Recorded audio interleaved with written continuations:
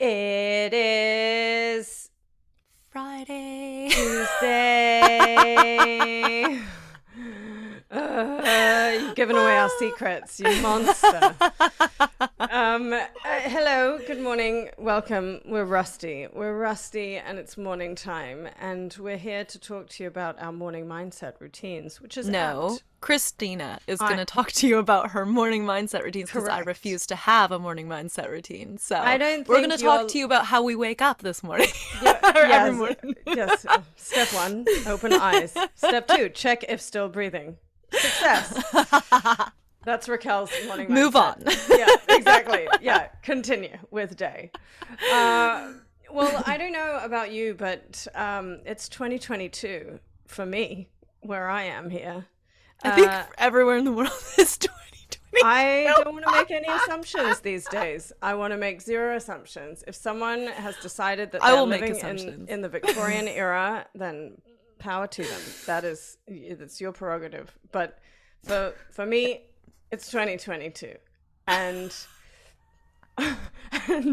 I have decided in 2022 that having done bombshell brunches now for we've done well over a year, 60 episodes now. My brain is too full with options. I have decision fatigue on all of the awesome ways that I can hack my life, as it were. So today we wanted to talk to you about, it's the start of the year for a lot of you, who want to do New Year's resolutions during the Gregorian calendar time and not the Lunar New Year. You might want to be thinking about how you want to set up your day every day. So we thought we'd talk about that and go into a no survivors left battle between me and Raquelle on whose mindset practice. I don't have a mindset practice. One to me. That's not the competition.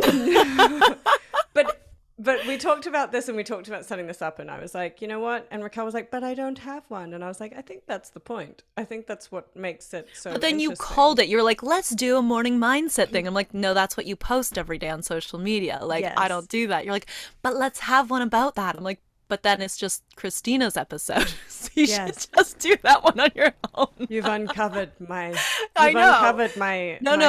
I found that one right away. I was like, nah. And you're like, no, let's talk about how you don't do a mindset routine. Well, okay, you tell me about...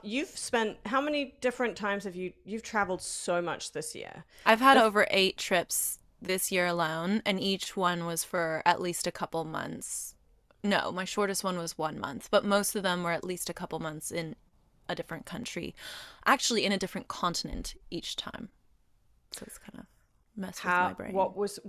I would love to know how you travel and hit the ground running, because you've been like, I'm traveling, I'm arriving the next day, I'm hitting the ground running. Like, that's an amazing routine. And as people do start traveling again, I would love to know what you do. You know what? I think for me, it's all about flexibility, which is why I personally can't do a mindset routine, because I'm the type of person where if I tell myself I'm going to do these things and then I don't do it, I feel guilty. And then it sits with me for the day. So that's the heart. Like, that is actually at the heart of why I decided not to do that. So I will have things that I tend to do, or I will be like, okay, I'm feeling whatever, I'm feeling this way, I'm not getting enough movement. So what I'm going to start trying to do is go for a walk in the morning with like a hot lemon water. I can do things like that, but if I make it like a hard ritual, like, you're really good, you have your thing, you post it every day, it keeps you accountable. But for me, it doesn't keep me accountable. If anything, I think it would make me quit sooner, because I would feel guilty and then I'd be like, I don't want to feel guilty. So I just would like stop doing anything. Okay, but I do feel guilty, and that's okay. Why. So talk to me about that. It's an interesting thing, and I think that we, finding that balance. I think it's totally valid that which is why I don't do anything on Sundays. I literally am like, if I want to eat cake for breakfast on a Sunday and not do anything and not do any steps, I get caught in metrics. And so I'm like, I'm that person that loves that little hit of like, oh, you did it. You know, those fake badges that mean nothing. And you're like, oh, you did it. And it's like some little poof, confetti comes out and you're like, I'm a great human being. You're rewarded. Because I meditated this morning. Because I meditated and they're like, congratulations. And I'm like, robot loves me. But the point is, you know, I think that's a very valid point. I feel a lot of guilt. And what would happen is I'd go all or nothing. Whereas with you, I feel like you drop really well into, you wake up in the morning and something happens inside your brain. And I've watched you do it where you're like, we did it today. We're like, we have to do this. We can't do that. I don't want to do that. You do. Okay, we'll make a choice. Okay, fine. You ready? Good morning. And you switch, right? Both of us switch, but we do it in different ways. And you do it really quickly. And I think what's interesting to our listeners, and so many people have said, in, you know, all you wonderful humans out there who send us this amazing feedback, and they're like, Raquelle's so happy all the time. And secretly Kristina I'm like reading between the lines of like, well, what's wrong with you? But you have this thing. And I think that would be really interesting for listeners and watchers to kind of understand, is like, how do you flip? Because you got on the plane, you traveled. What was the last time you traveled and you were like, oh, I missed, it was like two over flights 28 hours. Oh, it was so bonkers. So what's the quick switch, right? That's a routine, that's a brain training. But what is that? What do you do around? I'm trying to think of, I don't know. I think you're right. It is definitely switch. Like I can switch on. For me, like I need a little bit of space around it. So I will tell you, actually, one time we were recording, I don't even think you knew this. No, you wouldn't have known this. And like Jean was asking me about something. I can't even remember. It was something so stupid. It was like, should I get so-and-so to pick us up or should I get so-and-so to pick us up from the airport? And I was like, okay, I've got a podcast in like 5 minutes and I've got 7 things to do before we start because I need to review this and do this. I can't right now. He's like, but it's just a simple like yes or no thing. And I was like, I can't. And he tried it once more and I just burst out crying. I was like, no, I'm going to ruin the whole podcast. I'm not going to be ready. And he was like, ugh. And I had no idea. I got on and was probably like, are we going to do this thing? Are you going to clap or am I going to clap? Are we going to have the... He was like petting me. He was like, it's okay. You can get ready for your podcast. Okay, this is a sidebar though, but how many of you out there have had that moment where you are so decision fatigued that any question, we talked about this the other day, it's like you max out your brain to the point where one small question, you look at the menu, and I am just so grateful for Katie and Grace. Because at those times when we're out at a restaurant and I'm like, I look at them and I look at the menu and they look at me and I'm like, I can't. And then Grace and Katie's like, okay, we're going to decide. We're going to make these choices. And you just see it in your friends, right? When they're like, I can't. I'll literally ask the waiters. I'm like, what's your favorite thing? I'll order their favorite thing. Okay. Right. And I know people that do that and I don't though. I think I feel like I missed the bone in my body that has any sense of decorum. I look at them and I'm like, I can't. Just wait. I don't say, what's your favorite? What's popular? I mean, that's a nice, easy question. I just look at them like, help, I can't. And then they look at me and either they're like, well, what do you like? And I'm like, no more questions. Okay, this is off topic, but oftentimes it's such a me thing. Everyone who knows me and has gone out for food with me knows this about me. But what I do is I fall in love with usually 2 things on the menu. They're not similar things. Then you Professor X someone into ordering the other one and you take it. No. But I like fall in love with 2 things and they'll be completely different. It'll be like the cowboy salad and the spaghetti bolognese. And I'm like, which one's better? And they're those like, are great. They're like, those are completely different. I'm like, I know. So which one should I get? You know what? Sometimes though, there is a clear answer. I think one in about right? 18, someone would be like, this is better. And you'd be like, literally. Thank you. And when they say it quick too, they're like, that is my favorite. I'm like, yes, that's what I'm getting. Yeah. I remember my days of, people call it serving here. And I don't love that phrase. And I know that it's better than waiter or waitress. Why is it better than waiter and waitress? I just think because the sex, because there's like a gender thing, in it. Yeah, for me, I'm still like, we can move past that, but I think the server is, I just don't love the word serve in it. Right. Like, I would prefer someone was an accommodator, or I don't know, or something, something where it's like, I'm a hospitality person. Like, I'm a host. I'm a, yeah, I don't know. I felt that way about karate. Like when you had to call the person your master, and I was like, nah, I can't do karate. That was it? That was why? It's like, I'm not calling Reasons you my master. We don't do things. Oh my God. I'm not going to learn this. Ain't nobody my master but me, okay? Of self-defense. I'm not going to learn that because you're not my master. You're some random person I just met. I don't even know you. I'm paying you. But we digress. But however, I do think that it's a very important, decision fatigue is a really important thing. And I actually think that the reason I do my morning mindsets is to offset and to set myself up in a good place to be able to do that. Okay, but actually you're leading me into something, because what I'm thinking about is your morning mindset sets you up with enough space for the day. What I do is I take mini moments before I start something, and that's when I channel in. So that's why when, Jean was asking me about who should pick us up, and I was like, no, that's like, I dealt with that already. You can't ask me about this again. I'm now in this mode, but I'm not giving myself a ton of time. So it's like I have those 5 minutes to focus in, get zen, get to where I need to be, turn on.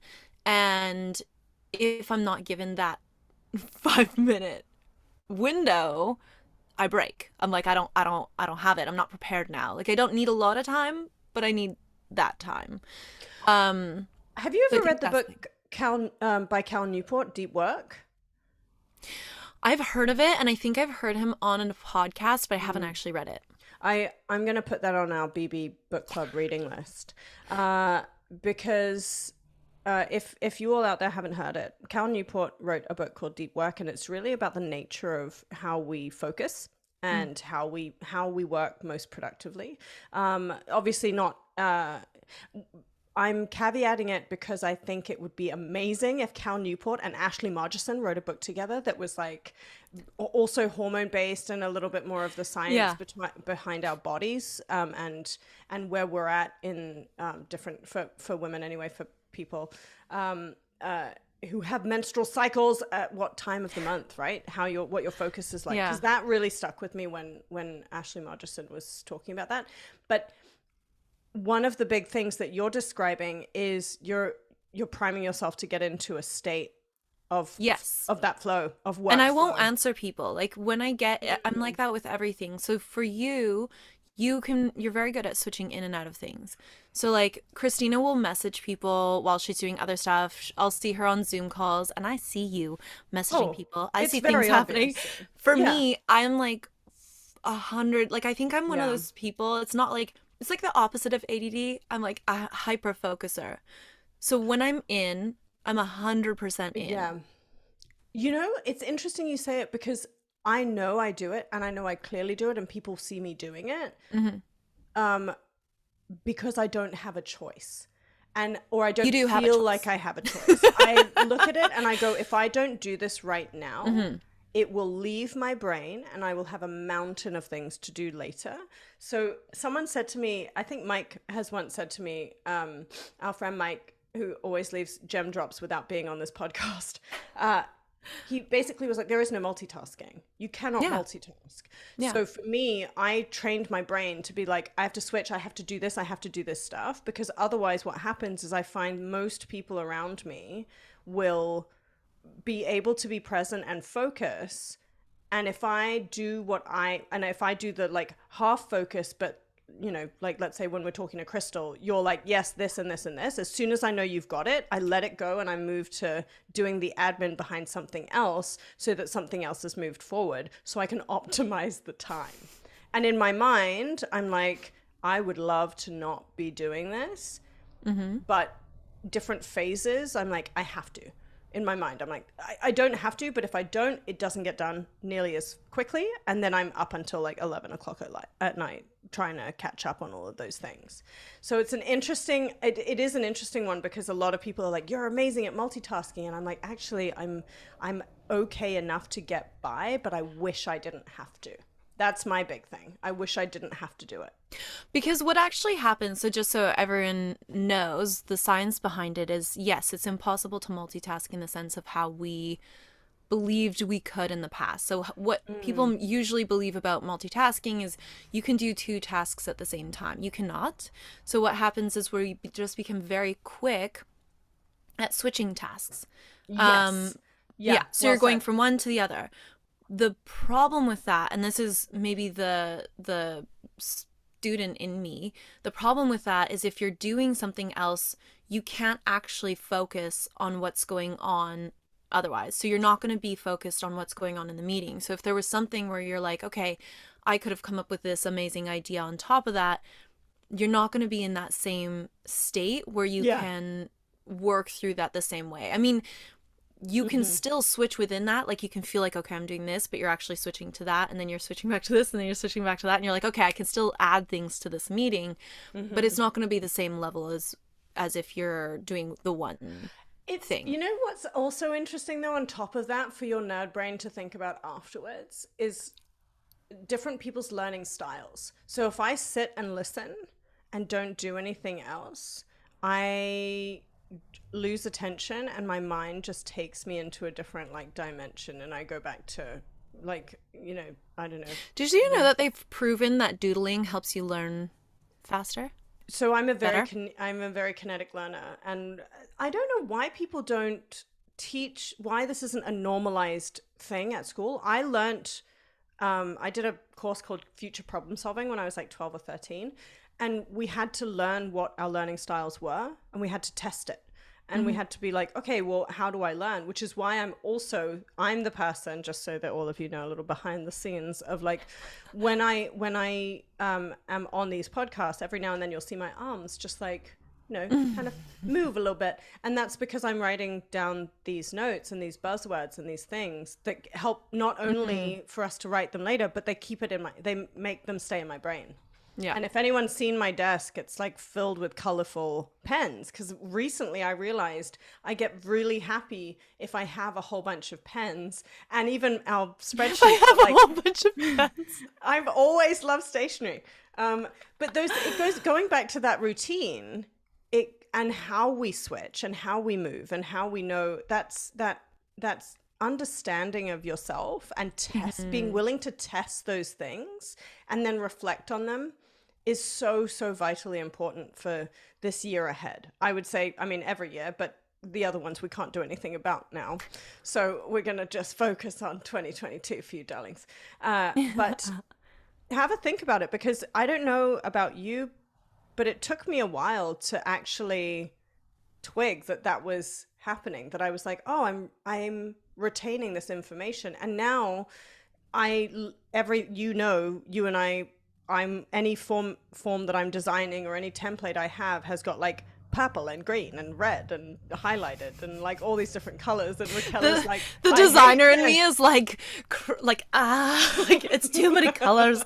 My eyes can't focus on anything. They don't match at all. But knowing that, we know that, and so you're like, I need this to be this way, and I'm like, okay, so this. So I actually tend to write my own notes. Yeah. Just okay. Kristina and I have a very different way of remembering information, and yes, a lot of many of the things.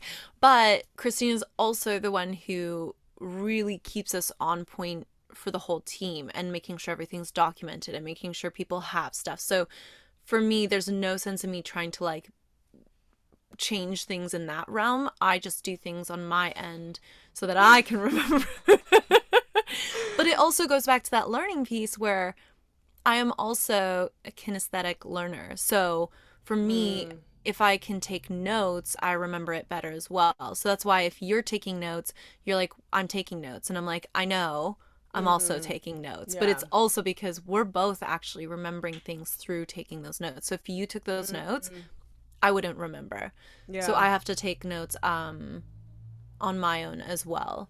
So, Yeah. okay, Good point. mindset. Let's Oh go yeah, back to your morning. I I had a haven't actually. wild morning this morning, by the way. Did you?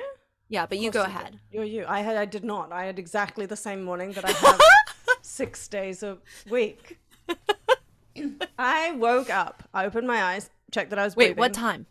time? Um, I've been waking up later, so 6:15. Mm, Yeah.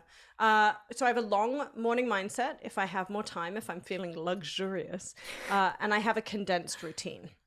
okay. My long morning mindset is I meditate. They're kind of just extra length times. So I meditate for 10 minutes. I do yoga for 10 minutes, 10 to 20 actually. And then I do my vocal warm-ups. Carolyn Quinn, she's got a great online program. And if you're a speaker or singer and work in anything that you have to talk a lot, it is generally like 5-6 minutes of doing this saves your voice. And then I do 10 pages of a book that improves me. So not a book that I enjoy, not like, well, I mean, I enjoy them, but not a book that's like, a romantic novel that's like fun.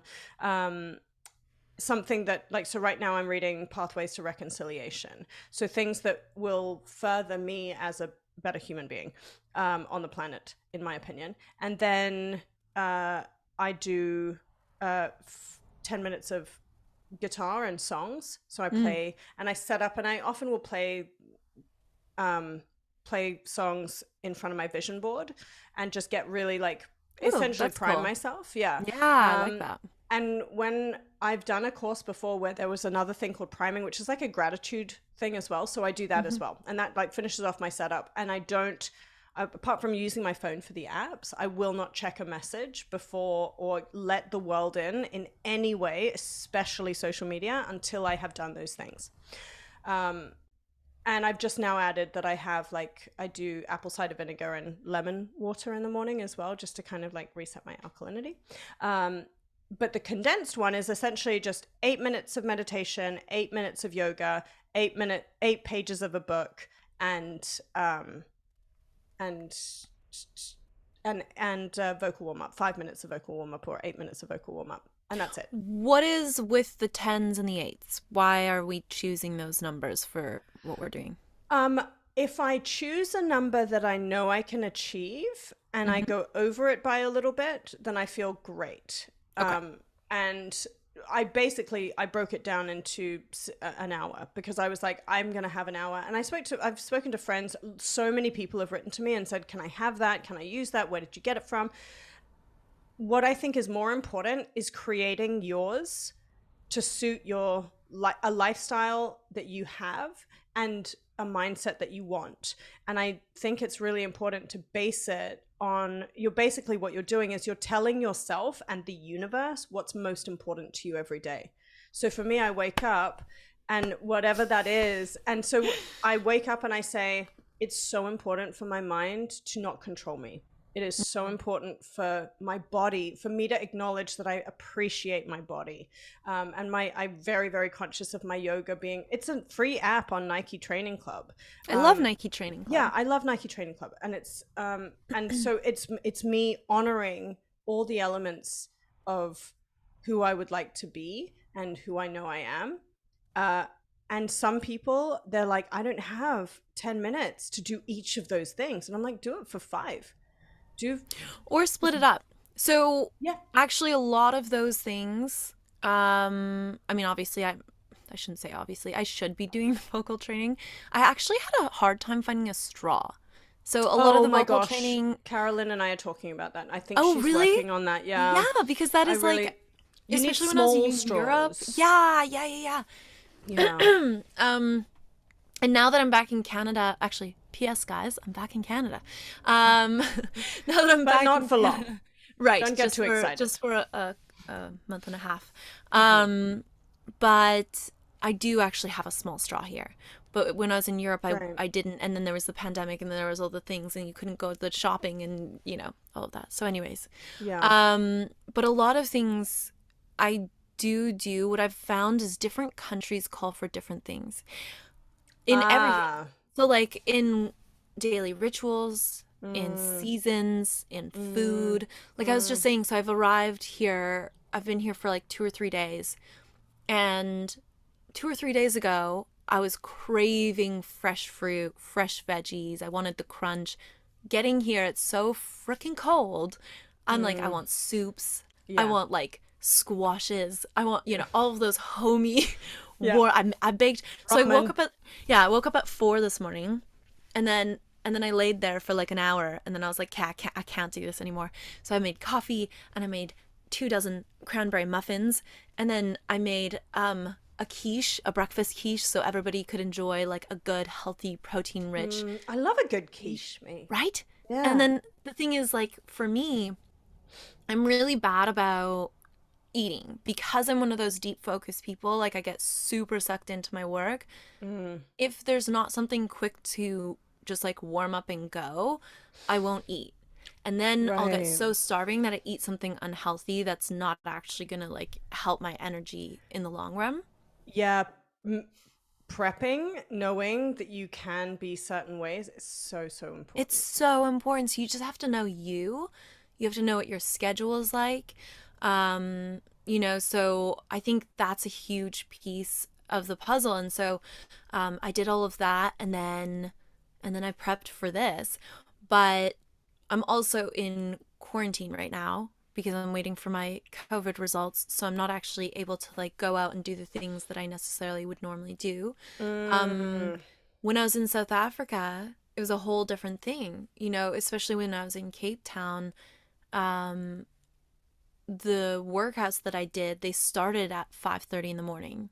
oh yeah, I So there remember. was no like slow start to the day. I wasn't gonna have like a hot lemon water and go for a little walk for an hour like I did in Europe. When I was in Europe, it was like the slow mornings. It was a very European Oh, morning. It was like have my hot water and lemon, go for an hour walk, come okay. home. But I Yeah. also want to highlight that when you were in Amsterdam, you were in a really different phase as well. Like Hmm. your priorities, your like large scale priorities were different, right? Like when you Yeah. went to and each time. So I remember Amsterdam was like it was really new. You really wanted to honor like how you were like the adventure side of you. I mean, you Yeah. always do, which is why I can never know where you're going to be in like 2 weeks time. But more so. And so you were like really in absorption mode. Yeah.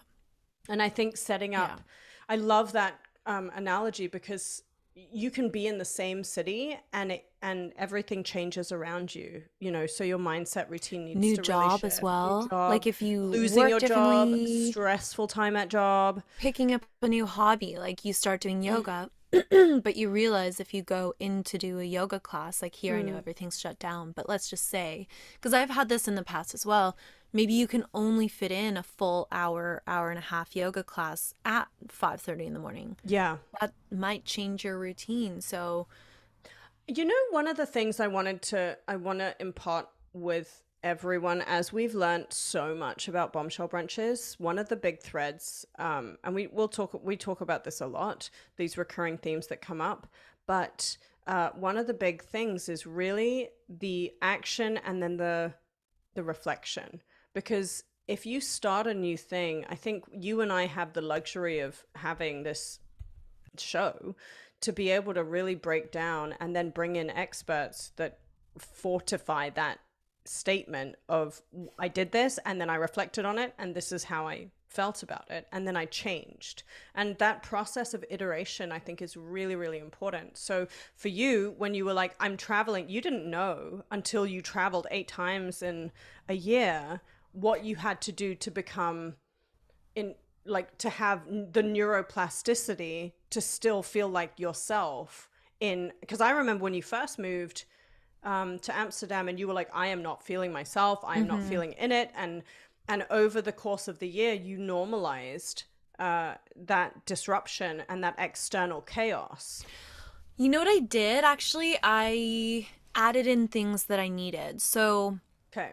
what I Throughout the day. tend yeah, so what I tend to do is, especially when I travel and I'm getting faster and faster at it, I Mm-hmm. kind of give myself the week or whatever it is, depending where I'm traveling and all of that, to feel out that place and to see what's going on, to look into things that I enjoy doing there, to see when the sun rises. Like, you know, when we were just in South Africa, I was waking up pretty early, but the sun was up by 5. So here it's 7:30, it's pitch black out. I'm not Yeah. I'm still waking up early because I'm jet lagged, but you know, I probably won't because I don't like waking up when it's pitch black out. Like that's not nice for me. Yeah. So I kind of feel it out and then I suss out what's going on in myself. Like I know myself very, very well. So my biggest thing is I don't want to start my day stressed out. I don't want that massive cortisol release. No, So who does? nobody does, no right? person is like, oh, let's freak myself out before I start the day. Right. And if you're on vacation, you probably aren't waking up with a massive cortisol release, right? Like you're probably pretty chill. So you may not need as many of those steps to make sure that you're in this like calm, happy, focused state. You may just actually be waking up in that state. Then you don't really need as much of a ritual. Yeah, you want to go for a walk, then you maybe go for an afternoon walk and you do whatever. Whereas in other places, it's like, okay, I'm right now, by being in Canada, I still have classes, but they're at 6 a.m. in Canada. So I need to wake up at 5 in order to slowly wake up so that I can absorb by the time 6 rolls around. And then I've got a 2-hour class. So by 8, I've already just sucked in like a huge amount of information. And I think going back to that decision fatigue piece that we were talking about, I think you being able to do getting focused in that way is so important. Just as you were talking, I was thinking about the difference between a routine or a ritual and priming.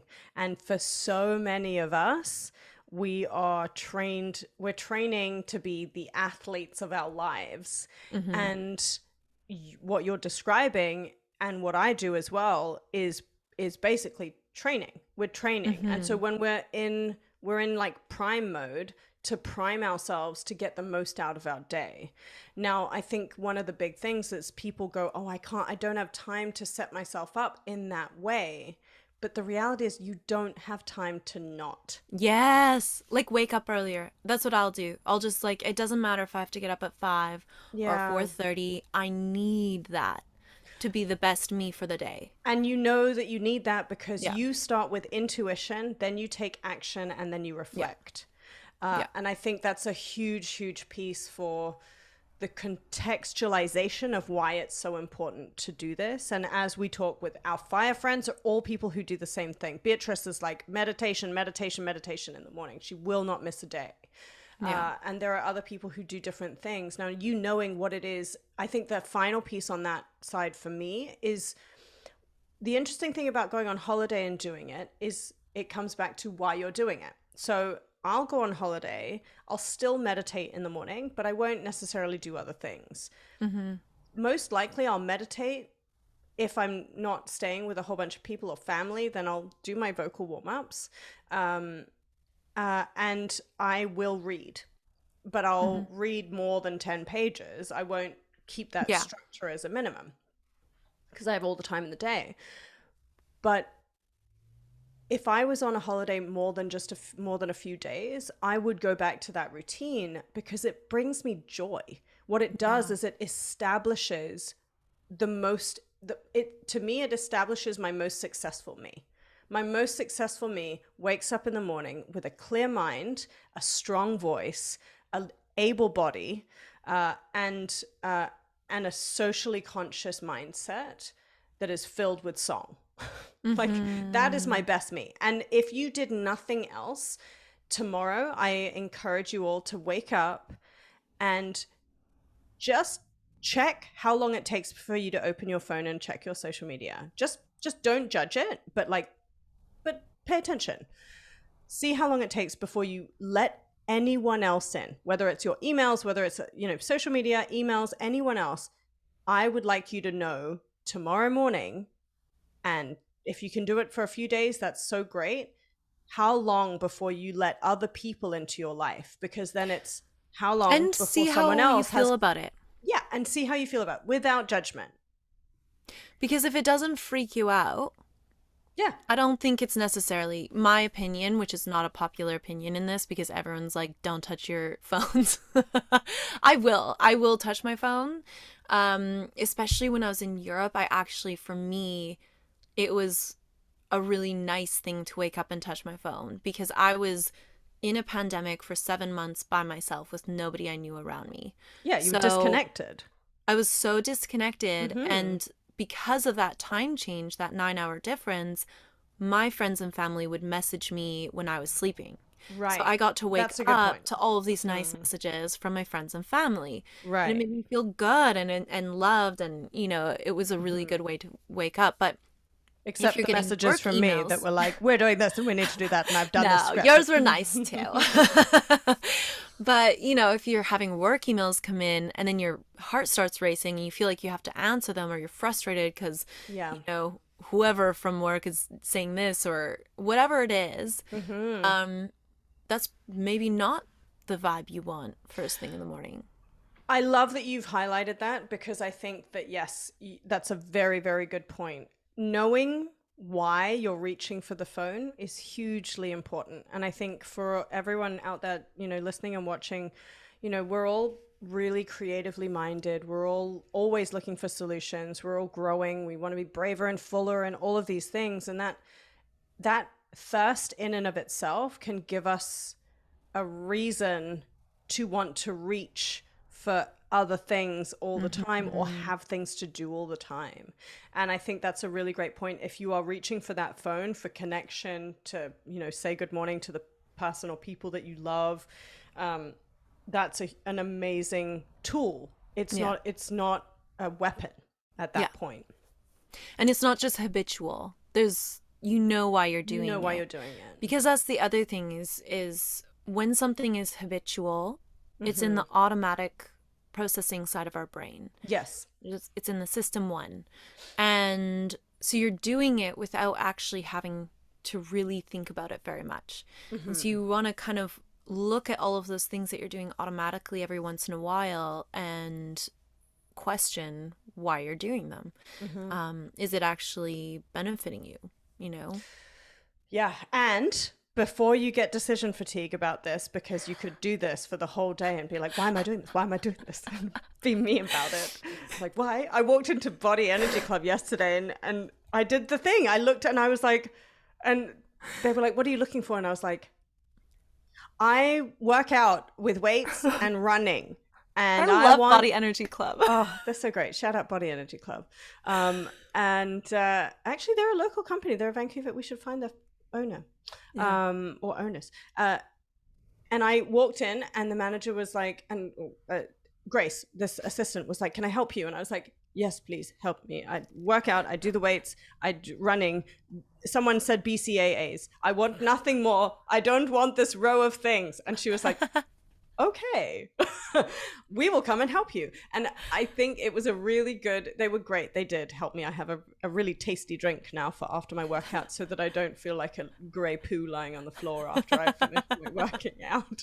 BCAAs are great. Yeah, apparently they are. And I also have ginseng for my brain function. They were like, ginseng. I was like, give me that one. Give me that one. I want all of them in one, all of them.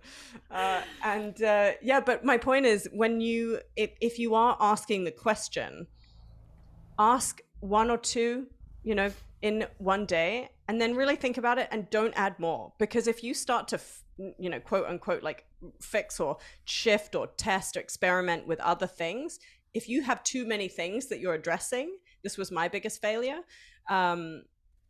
I tried to fix all the things at the same time, and then I didn't know what was the most helpful. And I didn't get to actively like That's really. some metrics of you. It is though, because it was like, I want to lose. There was one point I was like, I want to lose weight. I want to think better. I want to memorize more. I want to do this. I want to do that. But I didn't take enough time to say, I'm just going to focus on my memory and test. I'm not going to drink as much. I'm going to sleep more. I'm going to sleep more regularly. And I tested that for about a week. The more you get into testing mode, the quicker you'll come up with an uh, an an answer of how that feels. And I think the thing If you're a tester like Kristina, if you're like that me, you don't test anything. you're intuitive, Yeah.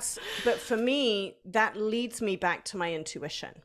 And that's the thing that you do very well. We've talked about this a lot through so many different episodes where you're like, I just feel it. And I think today's mindset, I'd love to look at how masculine energy and feminine energy contribute to that, because feminine energy is a lot more intuitive. And I've grown up with I have a lot of masculine energy that gives me great joy to have systems and structure and all of those things, but it can easily remove me from my intuition, and I don't want that to happen. So I have to find a path to get it back.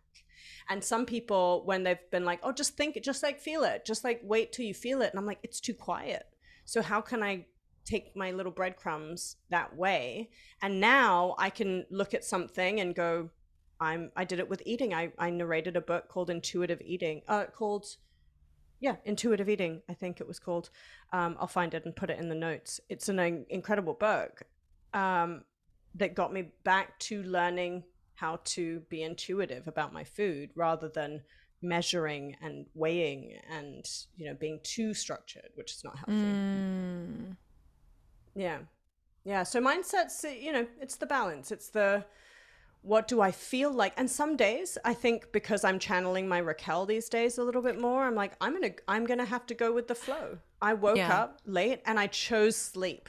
And because I do that, I don't feel guilty. Yeah. Because I'm like, I know that my body, I'm listening to my body through doing my morning mindset, and it's saying to me, press snooze. Yeah. And sometimes it's not enjoyable if you're around other people and they're like, why have you got 18 alarms and you've pressed snooze for like 28 times?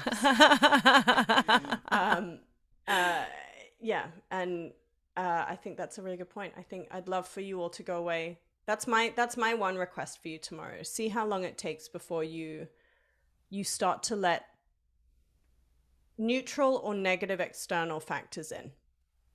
And I would say, think of yourself at your absolute best and think about what it feels like when you're running at your absolute best, like a well-oiled machine.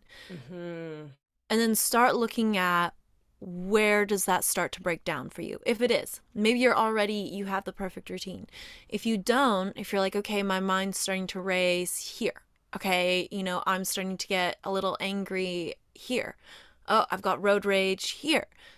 Start looking at that and then backtrack. What happened that morning? What are you doing? Like, have you had time for yourself? Are you just going straight into emails? Have you been able to move today? Maybe you feel like, because what I find is if I don't move enough, then it's almost like my body doesn't want to move at all. So if you're starting to feel like that could be a sign that you're not moving enough. Really look in and see if you can feel those differences and see if you can switch up some things and feel a little better. And tell us what you're doing. I would love to hear what you're doing. Send it. We love those little DMs on Instagram because it just gets me to kind of think about things. I don't know about you, Raquelle, but like, whenever we see these little pings in the inbox, it's like, oh, that's a really good point that I didn't think about, or a really great habit that we can then post and share with other people. Or hack. Yeah. And Kristina really loves it when you all DM her about how she needs to get on TikTok. That's her favorite. That's not my favorite thing. Everyone, that is not that is not my favorite. Hit the inbox right.